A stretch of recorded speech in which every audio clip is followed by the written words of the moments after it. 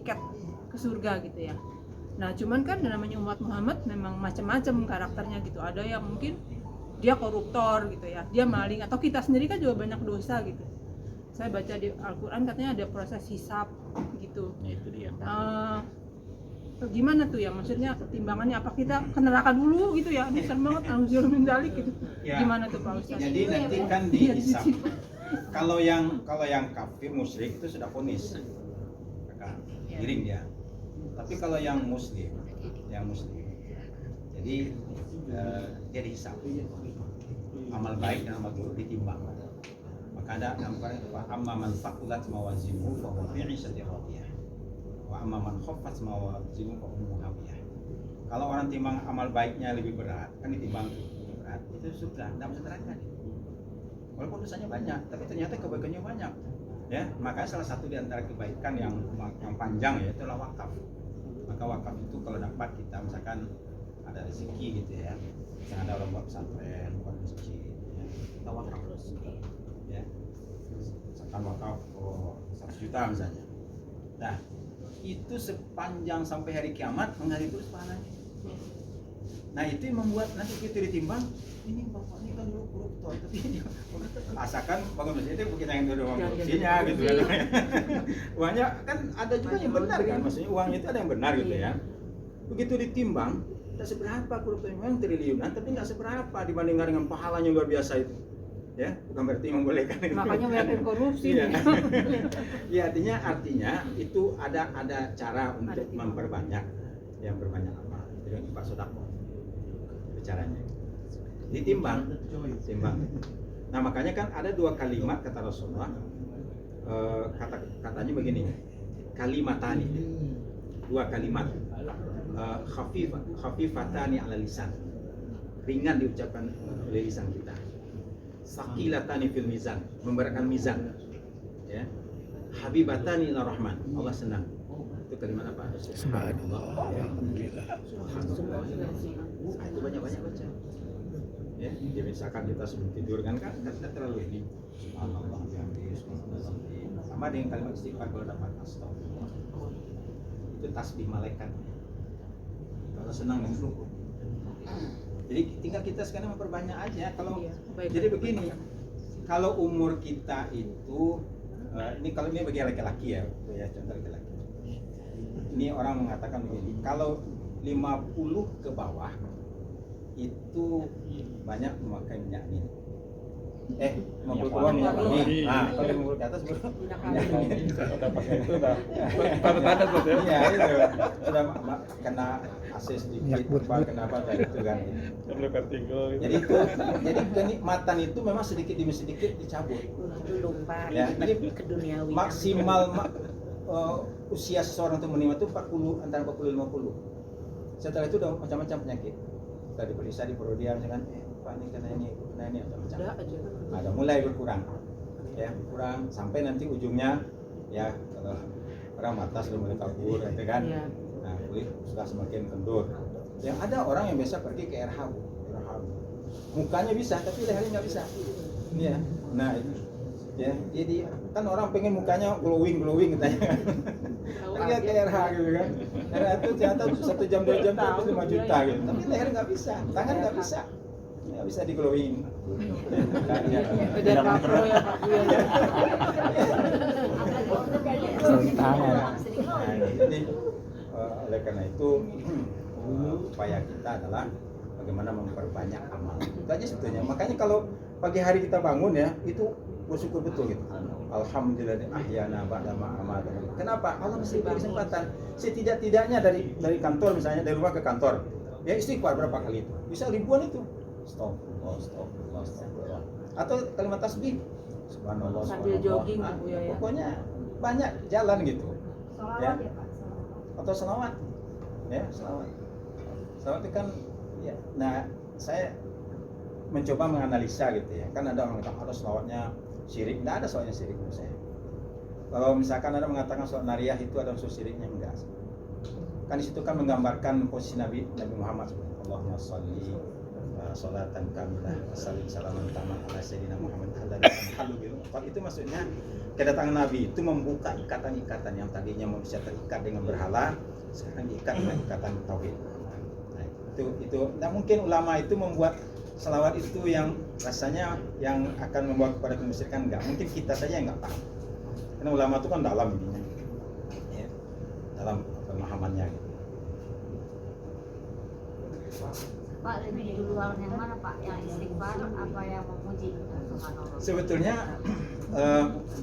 kalau yang paling afdal kalimat la ilaha illallah. Itu yang paling afdal. La ilaha illallah. Tapi kan namanya manusia ini kan salah satu sifat manusia itu suka variasi. Ya, walaupun sudah dibelikan oleh menantu baju ini paling mahal buat. Tapi besoknya dibeli lagi yang lain. Ya, bosan ya yang baru itu. Padahal itu bagus itu. Nah, itu manusia begitu. Ya, makanan begitu. Kalau ini paling enak makan ini katanya kan. Dah, masih cari lagi yang lain. Ya. Nah, jadi Allah tuh tahu manusia itu, makanya dikasih bermacam. Jadi ada sahabat misalnya seperti Bilal. Dia fokusnya kepada pokoknya begitu batal wudu, dia wudu. Itu ibadahnya. Ada Ubay bin Ka'ab, selawat dia. Sampai dia bertanya kepada Rasulullah, "Ya Rasulullah, seberapa banyak aku berselawat kepada engkau?" Kata, "Terserah engkau. Kalau 1/4 gimana? Masih 3/4 lagi yang lain gitu. Terserah engkau, tapi kalau engkau lebihkan lebih baik lagi. Kalau begitu separuh." Ya separuhnya gitu kan, separuh lagi yang lain gitu. Kata Rasulullah, "Masih tak, fa'inzita fazalika khairul lak." Tapi kalau kamu tambah, ya lebih baik lagi. 3/4, ya biasalah namanya orang-orang nawar juga kayak bisnis itu kan, nawar belanja gitu. Ya, enggak apa-apa, terserah engkau. Terus kalau saya semuanya gimana? Nah, kalau semuanya saja, maka apa yang kau inginkan akan diijabah oleh Allah. Saya begitu. Jadi ada yang pokoknya selawat, ada yang sholat duha, ada yang sholat tahajud, ada yang baca Quran. Karena malam dia nggak mungkin karena kecapean, nggak bisa ngaji dia. Ya, ngaji Quran setiap hari 1 juz, 1 hari 1 juz, 9, 30 juz. Ya, makanya bagi bapak yang mungkin sulit menghafal Quran, ya baca. Ditargetin aja satu hari 1 juz gitu. Ya. Nah, sebulan, nah makanya kan ada kadang-kadang grup WA itu membagi-bagi. Bapak juz berapa, nanti 30 orang khatam ya dalam 1 minggu. Saja begitu untuk memotivasi aja. Misalnya supaya setiap bulan itu ada komunikasi misalnya kayak grup JIT ini misalnya ya kata Pak Jerry saya juz 1 diurut-urut aja gitu, juz 1, juz 2 siapa, juz 3 siapa gitu kan sampai 30 juz. Nanti dicek kapan ngeceknya, apakah seminggu sekali apa sebulan sekali. Gimana Pak, udah selesai 1 juz, sudah ada kan aman. Nanti lanjut lagi untuk motivasi aja. Biasanya begitu. Hari jadi nanya. Ya, Mari, silakan Mari. Ya. Oh, ini yang menarik. Satu halaman ditulis. Banyak waktu. Satu aja. Kita makan siang deh. Satu halaman. Assalamualaikum warahmatullahi wabarakatuh, Pak. Salam. Pak, saya pertanyaannya ada yang di luar konteks, tapi karena tadi Bapak berbicara, ya saya catat sedikit aja. Tapi ini yang pertanyaan yang paling ringan aja, Pak. Kalau di bulan puasa, Bapak bilang itu dosa dihapuskan. Benar ya Pak ya tadi ya Pak ya? Pak, saya boleh tahu nggak Pak, itu dosa dihapuskan itu apakah cuma dosa bulan puasanya aja sepanjang bulan puasa, atau dosa kita terdahulu Pak? Terdahulu. Banyak dosa. Jadi makanya Kalau misalnya Iya, lo jadi udah kan tahu artinya, bulan Pak, puasa, kenapa lo mesti berbuat dosa? jadi artinya gini Pak, artinya mungkin kalau kita setelah apa yang kita ambil dari setelah puasa kan kita jadi lebih baik lagi gitu kan. Jadi boleh ya Pak, jadi bulan dosa kita yang terdahulu tuh dihapuskan. Itu yang pertama, nanti dijelasin ya Pak ya. Itu yang kedua. Oh enggak, artinya supaya enggak, saya mau tahu nih Pak. Saya cuma takutnya pas di bulan puasa doang gitu loh Pak, karena kita puasa, kita nggak berbuat apa-apa, oh itu dihapuskan. Tapi katanya Bapak dosa-dosa sebelumnya ya Pak ya. Oke. Terus yang kedua Pak, saya jujur sering ngadepin kehidupan saya dengan kehidupan masyarakat yang sekarang ini yang adalah perbedaan-perbedaan yang saya mau ambil satu contoh adalah tentang nisfu Sa'ban, gitu loh Pak. Kau taruh di bawah. Kenapa saya jadi berada di tengah-tengah nih Pak? Tadi kan Bapak sempat kita bicara kan, itu cuma mengenai masalah karena kita tidak paham. Yang menjadi pertanyaan saya gini Pak, tidak sebatas di nisfu Sa'ban aja yang ingin saya tanyakan. Kalau ada perbedaan, oh ini tidak ada contohnya di zaman Rasul, saya setuju tuh Pak. Oh zaman Rasul nggak ada, misalnya atau nggak ada kita baca belajar baca Al-Quran yang seperti itu. Kalau di kondisi saat ini Pak, saya mau tanya buat saya deh, apa yang harus kita sikapin Pak? Kalau saya bilang, oh nggak ada, apalagi kalau udah di grup tuh, nisfu Sa'ban nggak ada contohnya, saya diem aja. Saya sebagai orang awam nggak tahu nih Pak, saya harus bertindak seperti apa. Padahal tadi Bapak bilang sepanjang itu tidak melanggar syariat, kita jalanin aja. Atau enggak misalnya kayak yasinan Pak, yasinan juga, saya juga kadang-kadang punya pendapat. Yang terakhir adalah kalau sholat subuh kita baca kunut.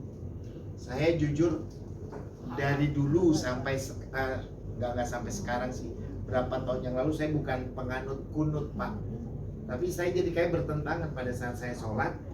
Orang-orang kunut, saya cuma begini doang gitu loh Pak. Apa harus yang kita sikapin kalau kita menghadapi perbedaan seperti itu Pak? Terima kasih Pak. Assalamualaikum warahmatullahi wabarakatuh. Baik. Pertama, maghfirah Allah itu lebih luas daripada dosa kita. Ya, jadi dosa seorang hamba itu ketika dia melakukan dosa, dicontohkanlah di situ dalam satu hadis dalam kitab Riyadhus Shalihin, seorang pembunuh 99 orang dia bunuh. Lalu kemudian bertanya kepada seseorang ahli agama lah saat itu kan kejadian zaman sebelum Nabi. Rupanya orang ini ilmunya masih dangkal sehingga mengatakan, oh nggak bisa dia bertobat, itu 99 dosanya gede banget. Rupanya orang pembunuh ini punya penyakit juga, ingin bunuh lagi, ya cukup hanya 100. Ya, nah tapi ingin bertobatnya kan nggak pernah pudar gitu. Tanya lagi kepada seorang ulama yang lebih luas gitu. Kata ulama ini, oh bisa, Allah maha pengampun. Tapi syaratnya ada, kamu harus pergi ke tempat orang soleh. Ya, artinya hijrah gitu istilahnya. Jangan lagi di sini gitu, kamu cari tempat yang lebih baik. Oh begitu, ayo udah, minta ampun, mau berangkat. Di perjalanan meninggal dia. Perjalanan sampai di tempat yang akan dituju. Nah, dua malaikat datang akan mengambil ruh. Kan ruh setiap orang meninggal itu kayak orang melahirkan kan ada yang pembantu bidan itu misalkan untuk mengambil itu. Ruh kita juga gitu. Malaikat Israel itu cuma nyambut aja. Ya pun malaikat Israel kasih sama malaikat. Kalau orang yang jahat, malaikat azab yang bawa. Kalau orang yang baik, malaikat rahmat yang bawa. Itu dua-duanya datang. Malaikat ini azab datang, rahmat datang. Di bahasanya itu bingung nih, siapa yang bawa nih? Nah kata malaikat azab, ini kan membunuh, bagian saya ini. Kata ini, enggak, dia udah bertobat, bagian saya ini. Allah kirimlah malaikat penengah. Caranya gimana? Ukur jarak tempuhnya. Ternyata jarak tempuhnya kepada kebaikan itu lebih selangkah. Berarti dia masuk kategori orang baik. Bayangkan membunuh. Begitu luasnya ampunan Allah. Jadi bagi Allah mengampuni itu, ya, yang susah mengampuni kita paling-paling sekali dua kali bisa memaafkan. Oh, mama maafin papa ya. Terlanjur papa gitu kan. Cuma orang mana? Orang Sumedang. Udah. Kenapa? Udah loh, mama maafin. Nah sekali, tapi kedua kali coba. Berat. Orang Dubai. Pribadi nih. Nah, jadi itu kalau Allah enggak mengampuni sampai tidak Nah, sekarang perbedaan memang khilafiyah itu bukan persoalan baru. Di zaman Nabi pun ada khilafiyah. Dua orang sahabat tidak ketemu air, ya, lalu tayamum. Setelah tayamum, sesuatu dia ketemu air. Kata yang satu, saya ulang lagi lah, kan waktu masih ada nih. Enggak, kita kan sudah sholat tadi, udah selesai. Kan dua pendapat. Nanti Rasulullah, kata Rasulullah, kamu ulang ya? Ya dapat pahala dua. Kamu ngulang enggak? Ya dapat pahala satu, udah selesai. Perbedaan itu. Nah, Oleh karena itu perbedaan diklasifikasikan oleh ulama. Ada perbedaan yang bisa ditolerir, ada yang tidak bisa ditolerir. Kalau perbedaan berkaitan dengan usul agama, pokok agama, contoh pokok agama soal Nabi, dia enggak, Nabi bukan Nabi Muhammad aja katanya. Ada Nabi satu lagi namanya Mirza Ghulam Ahmad yang dari India itu, ya, nah, itu nggak bisa diterima itu, ya, karena pokok agama. Oh, Al-Quran ini 30 juz, enggak, ada 1 juz lagi katanya, ya. 30 juz, 31. Nah, berarti enggak bisa itu. Berarti yang satu pasti salah. Ya, itu pokok agama. Ya. Tapi kalau furu, nah ini furu nih. Soal taraweh 11 atau 23, soal kunut subuh dengan tidak kunut subuh. Itu namanya furu'iyah. Nah, kalau furu'iyah ini disikapi dengan apa? Dengan toleransi. Nah, kita cari tahu dulu alasannya. Kenapa orang kunut, kenapa tidak kunut? Ternyata dua-duanya itu ada dalilnya, ya. Yang kunut ada dalilnya. Rasulullah pernah kunut sampai akhir hayatnya kunut, dipeganglah oleh pendapat ini. Tapi terus kenapa Bapak enggak, itu hadisnya dhaif katanya, ya. Saya tidak memakai hadis dhaif, ya begitu. Enggak kunut dia, ya. Jadi tidak masalah. Jadi Imam Ahmad termasuk yang tidak kunut, mazhab Hambali, ya. Di Saudi kan sekarang kan mazhab Hambali, nggak ada kunut, lihat kalau bawa subuh, ya nggak ada. Tapi Imam Ahmad ditanya, Tuan Guru, kita kan nggak kunut nih, cuma saya kadang-kadang pergi ke masjid sana itu, oh kunut katanya, karena mazhab Syafi'i di situ. Apa jawab imamnya? Ikutin aja. Kalau kamu jadi imam, ikutin aja, aman kan? Ikutin, nggak ada masalah. Ya. Nah, Imam Syafi'i pun dia pernah nggak kunut waktu dia sholat di Kufah, sudah ada Imam Abu Hanifah, tapi udah meninggal imamnya. Di masjid besar gitu, imam lah, jadi imam dia, tak kunut subuh. Ditanya oleh pengikutnya, Tuan Guru, kita kan biasa kunut atau enggak? Saya menghormati ulama di sini yang semasa hidupnya beliau enggak kunut, ya kan? Jadi enggak, khilafiyah itu bukan untuk dipaksa orang sependapat kita, bukan. Ini sekarang kan memaksakan pendapat gitu kan. Nah, termasuk nisfu Sa'ban. Nisfu Sa'ban itu kan malam berkah, ya. Rasulullah itu kalau kita Rasulullah dia pergi ke Baki tengah malam ke Baki, dia lihat ke atas, dia berdoa. Kita kalau ikut Rasul pergi ke Baki sana kalau mau, iya, kalau mau ikut Rasul gitu kan, pergi ke Baki sana tengah malam. Catat pesawat, mau kemana Pak? Saya mau ke Baki, itu sunnah Rasul. Ya kalau bisa nggak apa-apa, aja. Saya agama kan tidak maksa begitu. Contohnya, berarti pada malam hari itu Rasulullah memang tidak menentukan amalan tertentu, tapi bukan berarti melarang orang melakukan amalan tertentu. Karena ada amalan-amalan yang sifatnya fleksibel. Contoh zikrullah, baca Quran, selawat Nabi, bersedekah. Itu amal ibadah yang fleksibel. Ya, kita bersedekah, ada orang di jalan kita mau sedekah, nggak apa-apa. Tidak harus ke masjid, dan masjid juga kemana gitu. Kita fleksibel. Ya, tapi kalau zakat, ya ke ambil zakat, nah gitu kan. Kalau zakat ada ketentuannya. Zakat enggak. Nah, jadi yang usul dengan furu ini harus dibedain. Yang sekarang ini kan enggak, yang furu dianggap seperti usul. Maulid Nabi bid'ah. Siapa yang datang ke masjid Nabi masuk neraka. Yang makan di sana itu makannya enggak. Di mana begitu? Maulid Nabi itu kan ungkapan kesenangan, kecintaan kepada Rasulullah. Kita jangankan Maulid Nabi, cucu kita lahir aja kadang-kadang kita syukuri. Ya, dan tetangga, dan apa nek? Dan cucu aku nih sudah 2 tahun nih. Ya, tolong doain ya. Ya, sih. Besek apa gitu. Boleh aja. Memang ada contoh Nabi meninikan cucunya? Nggak ada. Ya. Nah, jadi artinya ada amalan-amalan yang tadi yang tidak zaman Nabi tidak semuanya dihukum sesat, enggak. Tapi diklasifikasi. Siapa yang mengklasifikasi? Ulama mengklasifikasi. Yang tadi itu namanya Sultanul Fuqaha Izzuddin Abdus Salam. Ya, kembalikan kepada substansi ajaran Islam. Apakah bertentangan atau tidak? Kalau tidak bertentangan berarti di situ ada kebolehan. Nah, terus pilihannya baca Yasin. Saya pengennya baca, iya enggak apa-apa. Itu pengen Anda. Kalau saya ingin bacanya yang lain. Ya, saya ingin traktir anak yatim. Ya, nah, boleh aja malam itu. Itu amal yang boleh. Jadi kalau yang boleh, cuma yang kan dibakukan ya, ini masalahnya kadang-kadang kan dibakukan. Ya harus begini itu. Jadi nggak boleh juga sesuatu yang tidak harus, yang diharuskan. Sesuatu yang tidak dilarang jangan juga dilarang.